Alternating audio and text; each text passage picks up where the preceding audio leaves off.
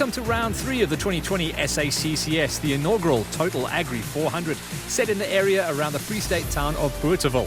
This race had it all. Fast and open sections, tight and twisty bits, intrigue, surprises, and of course, heroes. All the adrenaline and action of the race is brought to you by Toyota Gazoo Racing, Ford, Total Quartz, and Pirelli. The Free State town of Boerteville supplied the backdrop for the 2020 Total Agri 400, round 3 of this year's SACCS season. With the DSP and Race HQ set at the well-known Nampo Park, the Total Agri 400 took place right in the heart of a vibrant farming community. As at the previous round, strict COVID-19 protocols were in place and no spectators were allowed inside the DSP, but that certainly didn't dampen any of the action. With the championship now shortened to 5 rounds due to the pandemic, scoring points at every opportunity has become paramount, though there were clear leaders starting to emerge in some of the categories after just 2 rounds. Here's how things stacked up after the Mpumalanga 400 and the Bronkhorstspruit 400, the first 2 rounds of the 2020 season.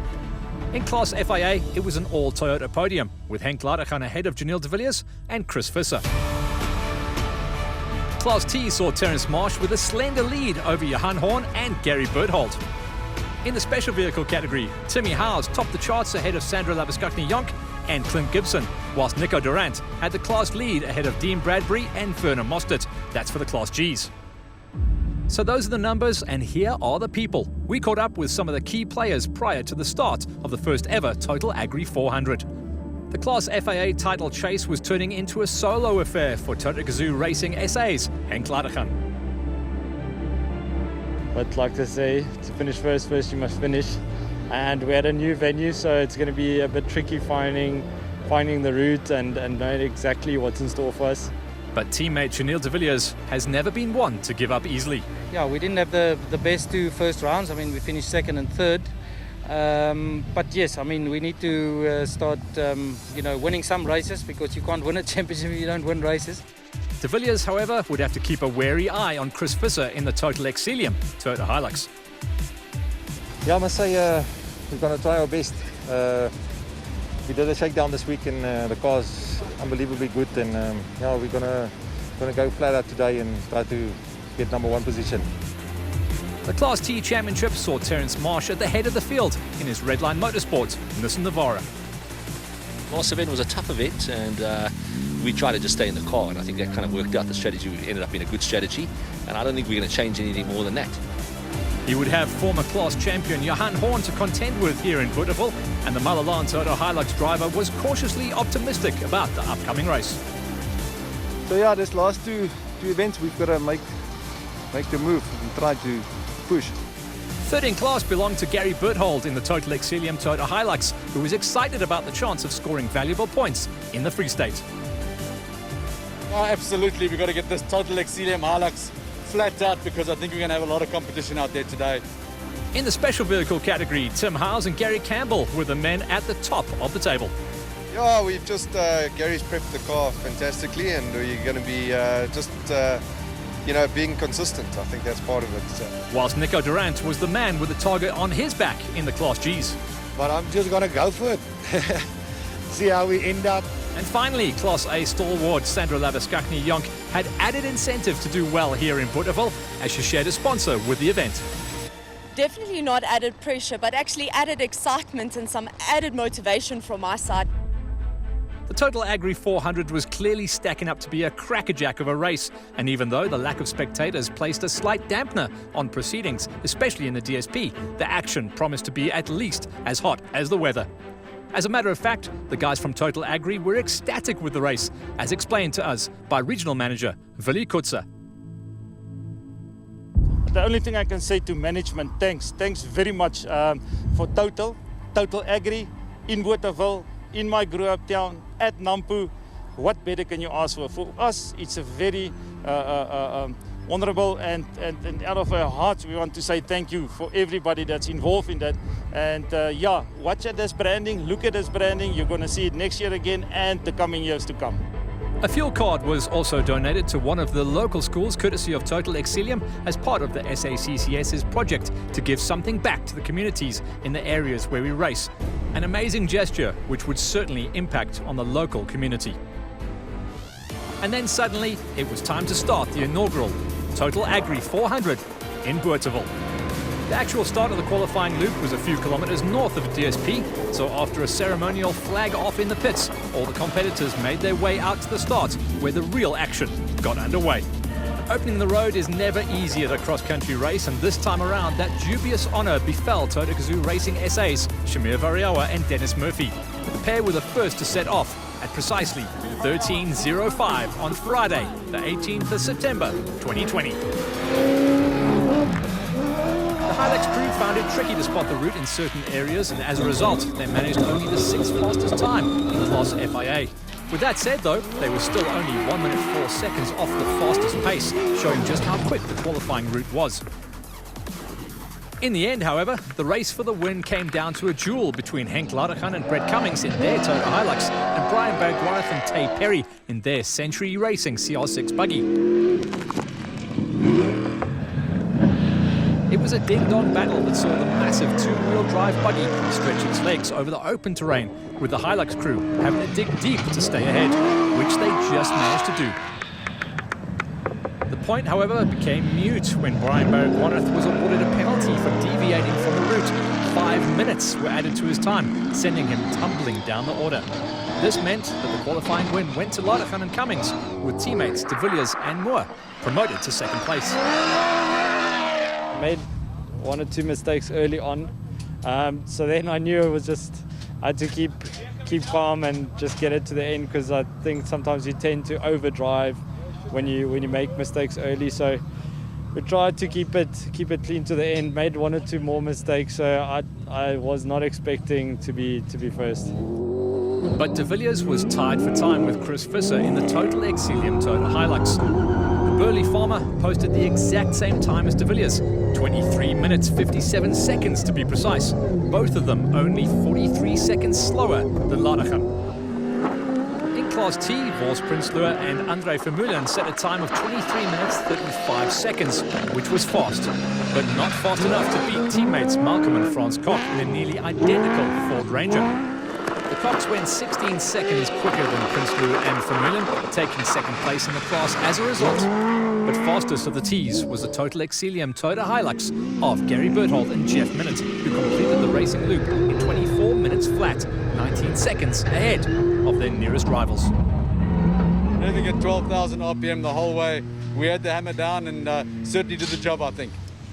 Clint Gibson and Alaric Smith are no strangers to winning, but this time around the Class A crew posted only the 3rd fastest qualifying time in their striker. Their time of 25 minutes 51 seconds was only 22 seconds off the pace set by Sandra and Jaco Jonk in their Porter. The Total Agri crew putting on an exciting display in honour of their sponsors. But they needed another 10 seconds to beat Tim Howes and Gary Campbell in their Zarko Magnum. The KZN crew flew through the qualifier, taking pole just 9 seconds ahead of the Yonks. Yeah, it was very, very fast. I kept looking for 6th gear, which we don't have. And in Class G, the battle was a fierce one as ever. This time around, it was Simon Murray and Akim Bergman who went 3rd fastest, posting a respectable time of 27 minutes and 19 seconds. They had the Class G stalwarts, Werner and Leon Mostert, just 4 seconds ahead of them. But the Class Act in Bothaville was Dean Bradbury and Timmy Curtis, who broke the 26-minute barrier by a single second, taking pole in Class G as a result. We mentioned earlier that Bergwarth had received a penalty for a small deviation from the route. The penalty amounted to 5 minutes. But BB and Perry weren't the only crew to draw the wrath of the clerk of the course. Clint Weston, Ernst Roberts, Terence Marsh, Johan Horn and Hanno Bierman all befell the same fate, dropping them way down the order and setting us up for an exciting charge, for most of them coming through the back. Once the dust had settled and the penalties had all been applied, this is how the numbers stacked up. Class FIA saw Ladeghan and Cummings take the win, with De Villiers and Moore promoted to second after Bergwarth's demise. Visser and Stassen were in third. The first of the tees home was that of Berthold and Minute, putting a fair bit of daylight, relatively speaking, between themselves and the Cox in second place. Prinsloo and Vermeulen pegged the final podium spot. Howes and Campbell were quickest of the specials, but the Yonks were just 9 seconds slower over the qualifying loop. Gibson and Smith were in third. And finally, the honours in Class G went to Bradbury and Burtis, with the Mosterts in second and Murray and Bergman, their highest qualifying, in third. And that was all she wrote, for day one at least. So join us again after the break for all the details of the main race at the inaugural running of the Total Agri 400 in Boerteville. Manchester United have reached the promised land. It's all! That's brilliant! That is beyond special! Trevor! What about that? The UEFA Champions League. Get and stay connected to DSTV to watch every game on SuperSport. We've got the world's best football. Where are we? Welcome to your new magical movieverse, Mnet Movies 1. A happy place filled with the freshest movies for the whole family. So if you're looking for all the fun and magic, enjoy feel-good family movies on Saturdays from 7 p.m. And the lowest comedies on Fridays from 8 p.m. That's the same. Or if you just want award-winning drama movies, catch them on Mondays and Wednesdays from 8 p.m. So step into a world filled with uninterrupted happiness. Whoa. Whenever, wherever. What? For the whole family on Mnet Movies 1. What a fun adventure.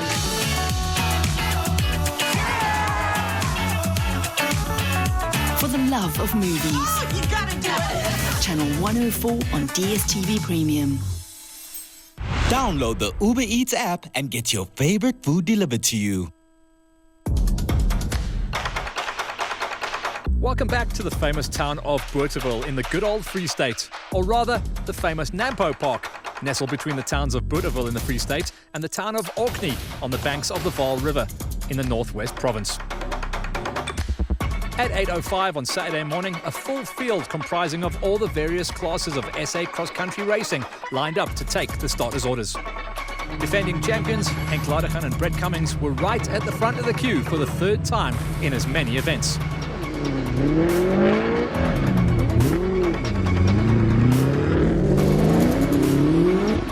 It can be both an advantage as well as a disadvantage to be the first car on the road, but it's something that Henk Ladergan has become used to in recent races.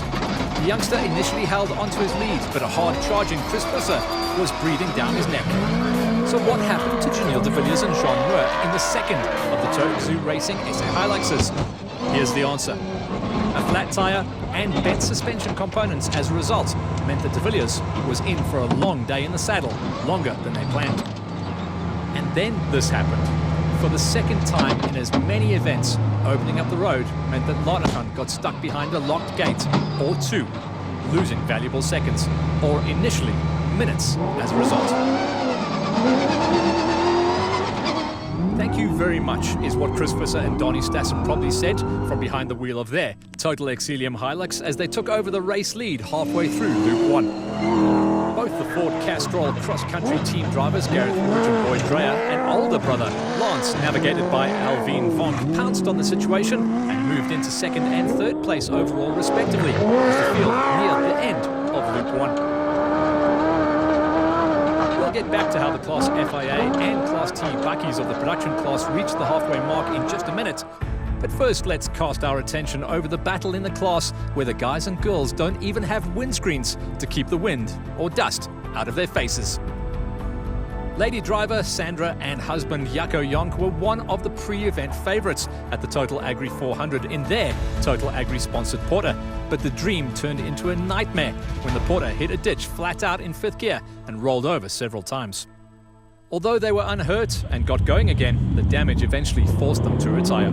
Italians Clint Gibson and Alaric Smith were in action again for the first time since the Dahlstrom race in March earlier this year. Gibson enjoyed the outing and returned to DSP at Nampo Park in the current position of second in Class A, exactly 7 minutes behind the class leaders. Those class leaders were none other than championship leaders Tim Howes and Gary Campbell in their Zarko Magnum. Howes was clearly enjoying himself and had a good time behind the steering wheel of the trustworthy old Zarko, whilst Campbell didn't miss a beat on the notes from the passenger side. Here's Howes with his story so far.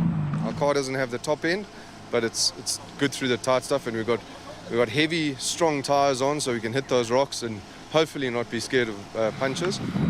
In Class P of the special vehicle category, Guy Henley and Navi Leonard Kremer failed to finish the qualifying race the day before, thanks to a roll. But the CR2 driver made up for it with a very good time on Loop 1 to put him back into the mix.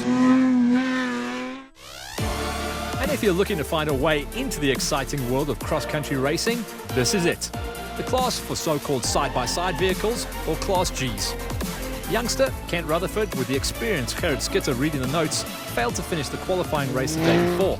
But the guys in the Red Line Motorsport Can-Am bravely fought their way back up the field and completed the loop in 5th position. They were less than 2 minutes behind class stalwarts Werner and Leon Mostert, whose Can-Am Maverick was once again suffering with technical electrical issues. Peter Walter and Sean de Villiers reached the DSP in a provisional podium position, but they had around 7 minutes between them and the current second-place duo of Christo Rose and Arno Olafia, who climbed the leaderboard from 4th to 2nd in Class G during loop number 1. But no one climbed as high as Hanno Bierman and Peter de Beer. Bierman was one of those unfortunate enough to receive a 5-minute penalty during the qualifying race, but that didn't stop him as he fought his way to the very top of the Class G standings at the halfway marker of the race.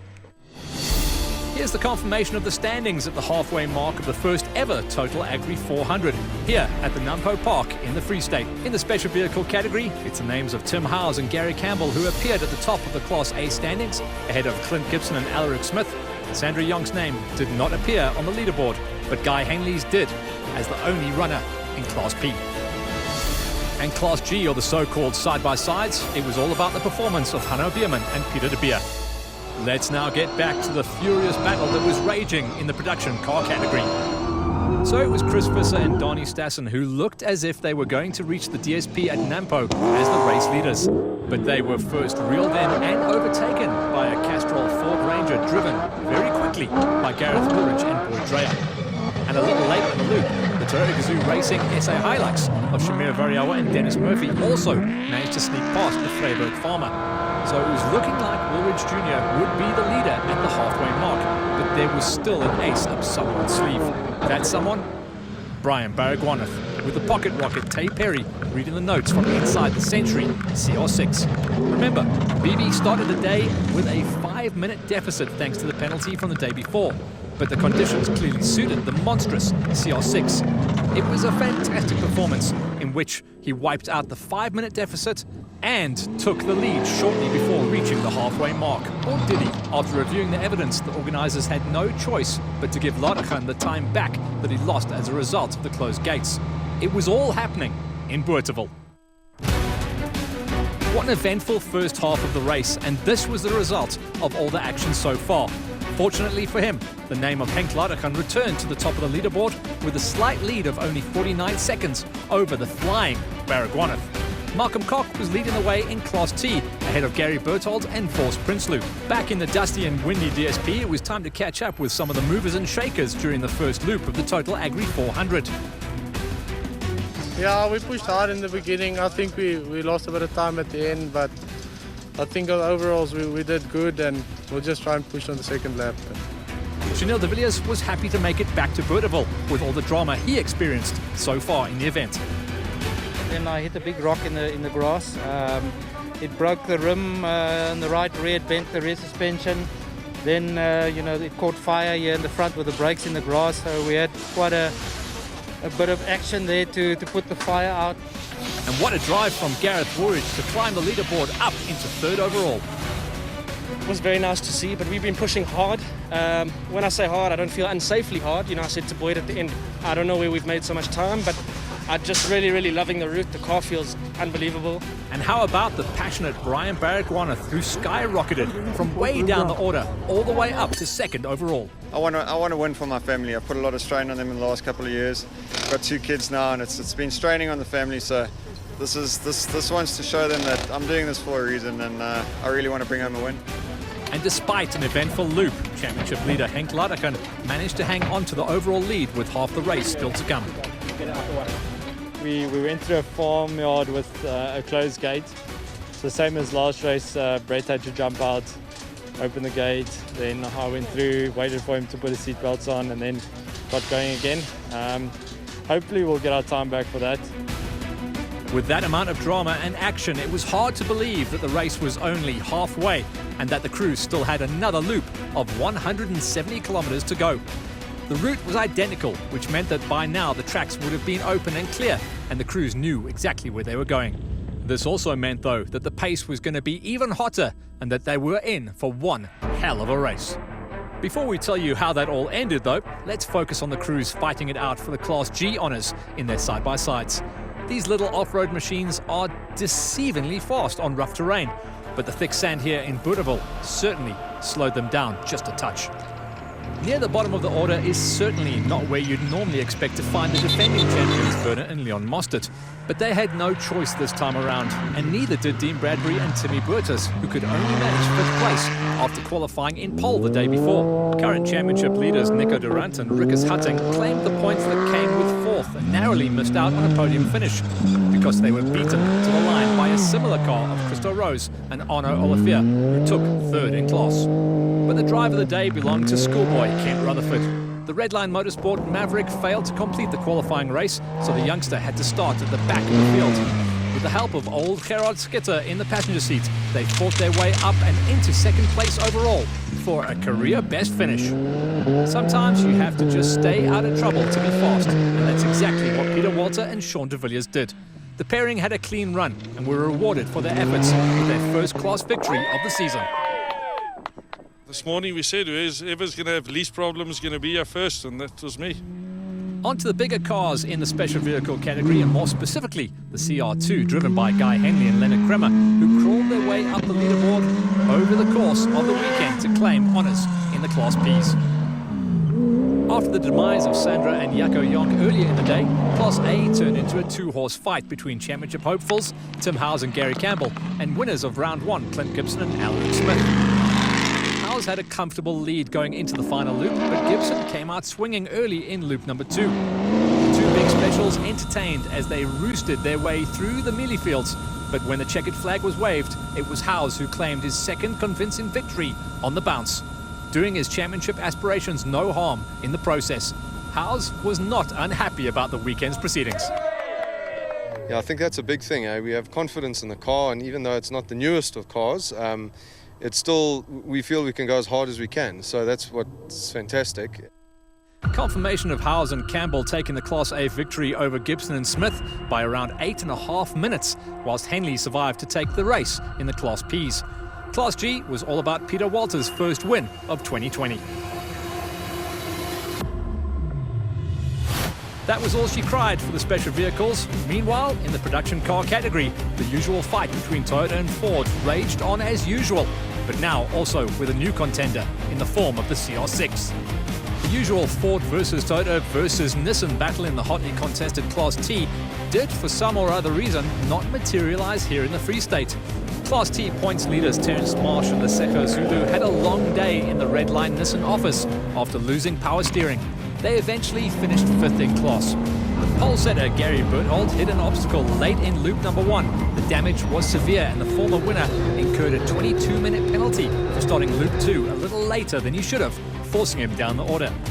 The Total Exilium Hilux was classified 4th in Class T. Former champions Johan and Werner Horn were hoping to get their championship back on track, but the Malalan Toto driver was forced to drive across 80 kilometers with no power steering, leaving them with no choice but to simply settle for 3rd place this time. This meant that the Class T winner was clearly going to come from the blue corner. The contenders, Malcolm and Franz Koch in a Neil Woolridge Motorsports Racing Ranger, and Force Prinsloo and Andre Vermeulen in an identical car. It was an epic battle, with Prinsloo edging closer and closer towards the end of the race. But when the flag was waved, it was the Kochs from Freiburg who walked away with a very popular victory. So I must congratulate the guys with the route. It was very, very nice. We enjoyed it thoroughly, and the vehicle was unbelievable. All that remained now was to determine the order of Class FIA and the overall winners. We were now nearing the business end of things, where the factory Fords and Toyotas were battling it out for overall honours, with the second Century CR6 thrown into the mix as well. Lance Woolridge and Alvin Vonk would have had high expectations, but this time around, the Italians had to settle for 6, just a minute or so behind the Hilux of Janelle de Villiers, who survived the big scare on the first loop to record a solid points finish after successfully completing loop number 2. De Villiers got the points for 5th overall and missed out on the points that came with 4th by just a mere 31 seconds. Those points then went to Gareth Woolridge and Boyd Dreyer after a very impressive drive in their Ford Castrol Cross Country Team Ranger. Remember, this car is essentially still a Class T car, so Woolridge's performance was remarkable. In the end, he missed out on the podium finish by a mere 8 seconds. It was that close. So who did make it onto the podium, and in what order? Well, as has been the case for the last 20 years or so, Chris Visser was once again on his way to a podium finish. But it wasn't to be, as just 20 kilometers into the final loop, the engine of his Hilux cried no more. This opened the door for Shamir Variawa, and that's all he needed. Variawa drove a superb second loop to climb up the leaderboard and into 3rd overall, his best finish of the season so far in 2020. And it didn't take much to figure out that the winner was now going to be either Henk Ladergan or Brian Baragwanath. But which one? Ladergan started the loop with an advantage of just 49 seconds, and what followed was a great example of good, clean cross-country racing. Baragwanath and co-driver Tay Perry were absolutely flying in the powerful and very fast CR6, but so was Ladergan and Cummings. The Toyota Gazoo driver could see the dust of the CR6 ahead of him and knew that he just had to stay in touch on the road to claim the win. And when the times were added, that's exactly what he did. The champions crossed the line to make it 3 wins from 3 starts in 2020. And here it is, proof of Ladergan's fine victory over Baragwanath, with Variawa taking the final podium position. And a very popular victory for the Koch pairing in Class T over Prinsloo and the Horn brothers from Malalan. Again, no podium celebrations or champagne spraying, but we did get a chance to speak to the race winner. Really a lot of fun, and yeah, we got away with a puncher 7 k's from the end. I was just told, Brett, no, we're going to drive it through. So that's how the dice landed in Berteville at the Total Agri 400. Join us in Paris on the 24th and 25th of October for not one, but the final 2 rounds of the 2020 SACCS. It's a double-header that'll decide all of the titles. This action from the Total Agri 400 was proudly brought to you by the South African Cross Country Series in association with Toyota Gazoo Racing, Ford, Total Quartz and Pirelli.